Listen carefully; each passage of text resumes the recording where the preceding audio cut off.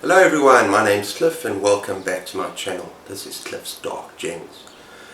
Hey, 2024 has finally arrived and I sincerely hope for all of you out there that it is 100 times better, 1,000 times better than 2023. So yeah, have an awesome year. Today we're going to be doing my January TBR. So yeah, stay tuned.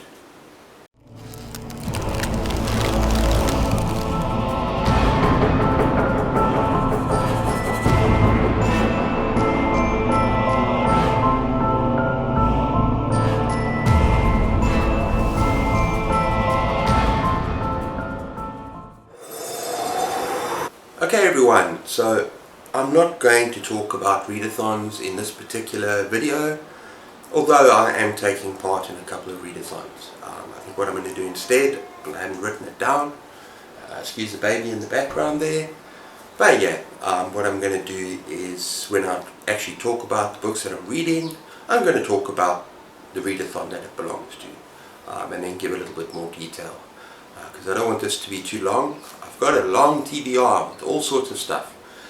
So yeah, let's just get straight to it. Okay, first of all, the books on my Kindle. First one that I'm going to be reading is Blood Child by Octavia Butler. Now this is a short story, it's not long, and it's set on an alien planet. It's a sci-fi horror, and it's about these aliens that are facing extinction. And they live alongside humans, and the only cure, the only thing that's going to prevent them going completely extinct is that they have to plant their larvae inside a human child or inside the body of a human, and that's going to stop the extinction. I think from what I remember, this has got a lot of body horror as well, and yeah, I'm really looking forward to reading it. That should be fun. Next up we have The Cockroach King by Andrew Cull.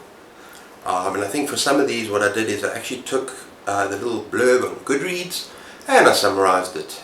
So in some cases I'm just going to give a quick read of what I've said, and this one sounds really interesting. A woman buys a new house that reminds her of the house she grew up in. Definitely happier times, and that happened before her mother died and before the cancer, and this house is to raise her baby boy. So hopefully this is going to be great. But at a later stage, a friend that visits, I'm not sure if she visits or not, but a friend unearths the body of a dog from a shallow grave.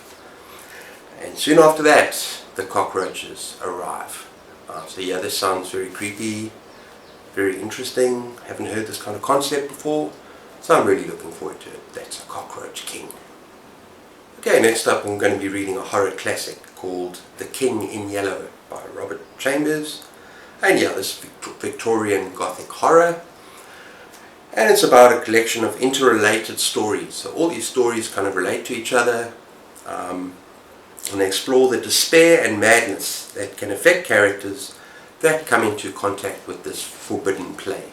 The play called The King in Yellow. So it sounds interesting. I haven't read a real classic for a while now, and I suppose it's good to try and mix things up a little bit. So that's The King in Yellow. Okay, next up we got A Short Stay in Hell by Stephen Peck. Now this is mentioned by one of my subscribers at a book that really haunted them. I can't remember who mentioned it in a comment. They just said that this book really stayed with them long after they read it, and it sounds very interesting. And I did mention a lot of these books in my Kindle haul and in my book hauls that took place before the Read What You Own challenge.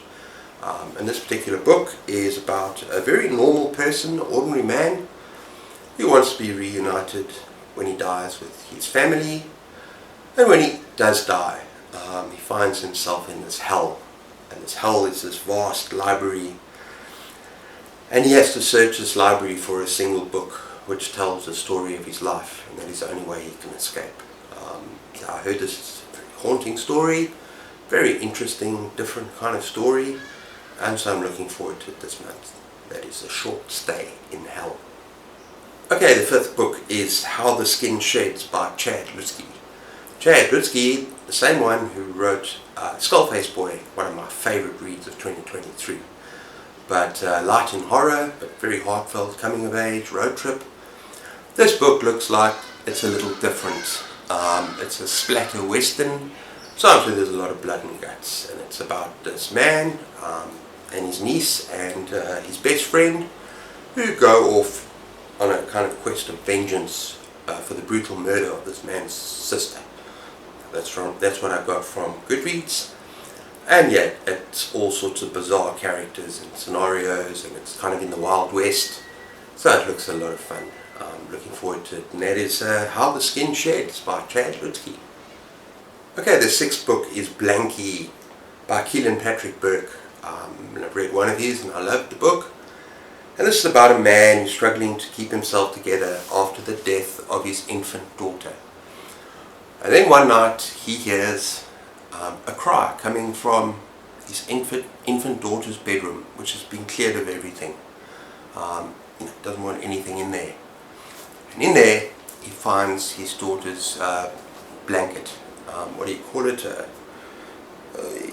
He finds an old security blanket, yes. And that was very, very dear to this particular infant.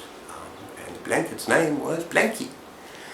Now the problem is that when he buried his daughter, he buried the blanket with her because it was so special. Yeah. It sounds very creepy. I can't wait to read it. Blankie. Okay, next up we have a pretty damn extreme novel called Playground by Oren Beauregard. Now just check out that cover. If you enlarge it, see it's just one of the most gruesome covers I've ever seen. And yeah, it's about just these low-income families that go to this woman in this gothic castle. It turns out to be a very messed up woman who says they're going to get some money. I think there's something that's due to be paid to them, but they've got to let their children test out this new playground in the bowels of this castle. And this woman's been working for a long time on this playground. And yeah, the story sounds incredibly messed up. To be honest with you, I'm a little bit afraid to go into it. I think it might be even too gruesome for me. I've heard some really hectic things about it, but we'll see what happens. I'm going to try and read it anyway. I'm going to try and include one or two more extreme horrors every month. I have enjoyed some. I thought some were brilliantly written. So this is for this month, that is Playground. Okay, the eighth and final book on my Kindle that I'm going to be reading is Nest of Nightmares by Liza Tuttle. Or is it Liza Tuttle? I'm not going to say too much about this because this is a collection of 13 terrifying short stories. So a compilation, I can't really talk about it too much. What I do know is that it was in the paperbacks from hell, and it's very vintage horror stories. I'm really looking. I actually was looking for this for a long time. I would love to get a physical copy, but yeah, I've got a Kindle version, so hopefully I can enjoy that. That is A Nest of Nightmares. Okay, now we're going to get to my physical books, and first two I'm going to mention readathons. The first one, I'm busy with the readathon right now. It's Stephen King, Finders Keepers, and this is all about Holly readathon from Bad is Rad and others that I'll link below. And this is part 2 in the Mr. Mercedes trilogy. And what we're doing is we're reading every single book that has the character Holly before we read a novel by Stephen King called Holly as a character on her own. So I think there's about 5 books. This is the second.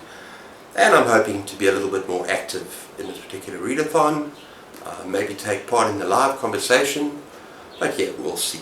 But this looks really interesting, not so much a continuation of the story, I don't believe, but yeah, it does involve another killer, and some killer in prison that's up for parole, bent on revenge, and bent on recovering this treasure. And all I know is that Bill Hodges, the detective in the first one, has started a private investigation, a company called Finders Keepers.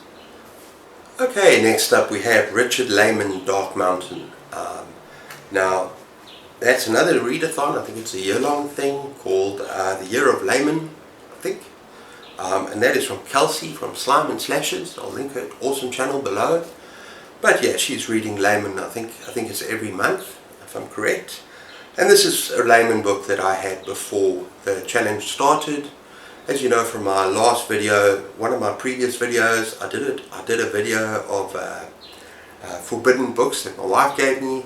There's about 7 or 8 Laymons in there, or 5 or 6 Laymons, I'm not sure. And I've only got 2 or 3 that I'm allowed to read, so I won't be able to read every single month. But I love Richard Laymon. Yeah, so this is a very fun readathon. And this is about 2 families. It was supposed to be a relaxing camping trip in the mountains. They thought it would be fun to get away from everything for a while, but they're not alone. The woods are also home to 2 terrifying residents who don't take kindly to strangers. An old hag with unholy powers and her hulking son, a half-wild brute with uncontrollable, violent urges. Okay, yeah, I think a lot of Laymon's books are similar to this, kind of lost in the woods with psychos. And yeah, it's not for everyone, but I enjoy them. That is Dark Mountain. Okay, next up we had The Haunting of Hill House by Shirley Jackson. This was supposed to be a reread last month. I didn't get to it, but I am determined to read it again after loving We Have Always Lived in the Castle. So yeah, this is a sort of quintessential haunting house story, which I didn't care for so much the first time I read it, but I think I'm kind of going to go in with almost like from a different angle, just maybe not expecting what I was expecting the time before. That could make a difference, because it's supposed to be a very intense psychological horror, Haunting of Hill House. And next, another book that I was supposed to read last month, which I didn't get to. Now, if you see my December wrap-up, I'll say that there's a couple of books that I didn't get to, and that is Lady Killer by Ed McBain.